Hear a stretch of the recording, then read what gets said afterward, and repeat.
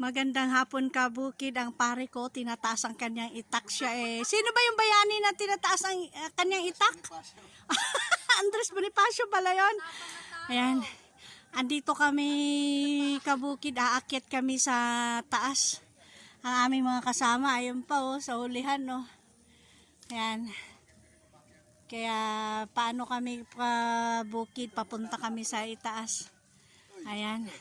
O sige, lakad na tayo. Mads, lakad na tayo Mads, para mauna tayo sa kanila, para pagdating doon mauna tayong magpahinga Mads.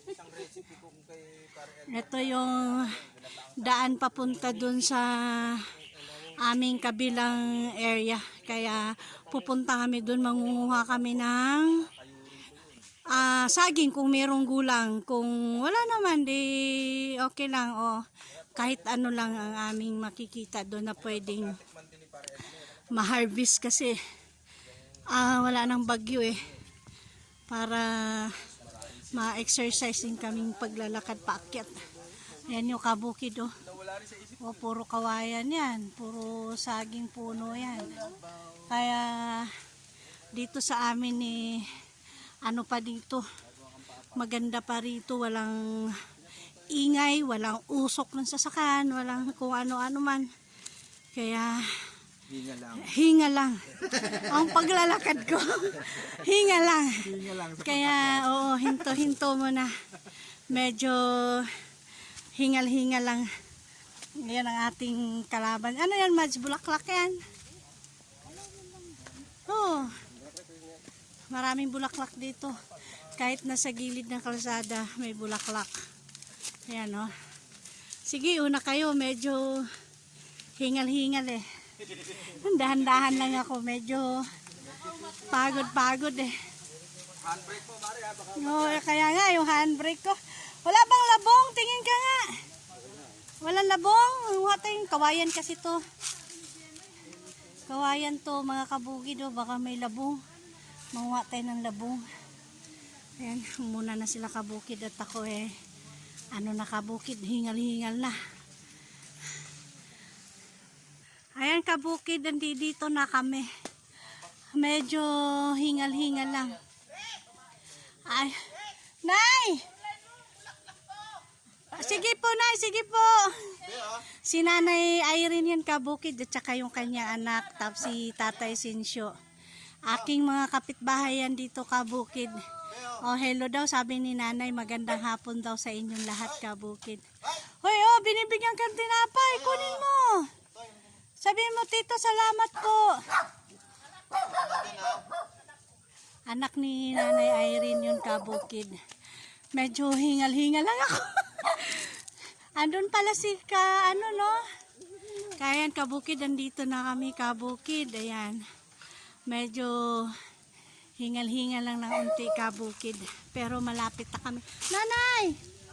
Diretso na kami. Sige po. Ayan kabukid, si Nanay Irene yung kapitbahay ko yun kabukid. Inaalok niya ako ng bulaklak, kung gusto ko ba raw ng mga bulaklak, kasi marami silang bulaklak kabukid. Kaso lang kabukid, marami na rin akong bulaklak kaya sabi ko saka na lang, dahil marami na rin akong bulaklak. Dami kasi din nilang bulaklak, kaya kung sinong gustong humingi ng bulaklak yan kabukid, ayan, marami dyan kabukid. Aalok sila sa akin, kaso lang marami na rin ako, diba kabukid. Eto yata yung sinasabi nila na halaman na gamot sa UTI ito yun ito yun. Yung sinasabi nilang gamot sa UTI, ito pala marami Ayan mamaya magkuha tayo mamaya. At bigay na to. Naku, ang daming mga saging doon ang daming mga saging. Kaya dito kabukid kabilaan ang mga halaman, kabilaan dito ang mga tanim kabukid, ang mga saging. Tingnan mo naman kabukid ayan ang liit ng puno, pero may bunga na. Pero mo lang kabukid, dapat lang bato, parang ayan kabukid Ayan lang hanggang sa baba. Sus, napakaganda rito kabukid. Kaya kung kayo makarating dito sa aking bukid, matutuwa kayo kabukid. Kasi napakaganda rito sa aming bukid. Okay naman, pwede namang umakyat ang inyong mga sasakyan dito kabukid kung kayo may sasakyan at kung ayaw nyo maglakad. Pwede naman kabukid, nakakarating naman ang sasakyan dito. Kaso lang, mas gusto ko yung maglakad kabukid para ma-exercise ako. Pangpatibay din ng tuhod yung paglalakad kabukid. Pinagpapawisan ako kaya gusto ko yun. Yung kabukid saging Yan kabukid Dito lang yung kabukid. Sa dinadaanan ko kabukid, ang daming gulang kabukid. Ayun puro saging kabukid Kaya napakaganda kabukid. Kaya kung ayaw nyo maglakad, magsasakyan kayo, dalhin niyo yung sasakyan dito kabukid. Pwede naman kasi patag ito, pantay. Pero mas masarap kabukid ang maglakad. Pagpapawisan ka, exercise yun, pangpatibay ng tuhod. Kaya gusto kong maglakad lang kabukid pag ako nandito sa aking bukid.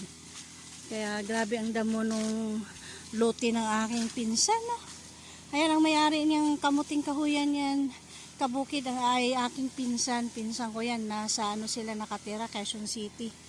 Kaya hindi na nila napupuntahan, kaya mahaba na ang damo.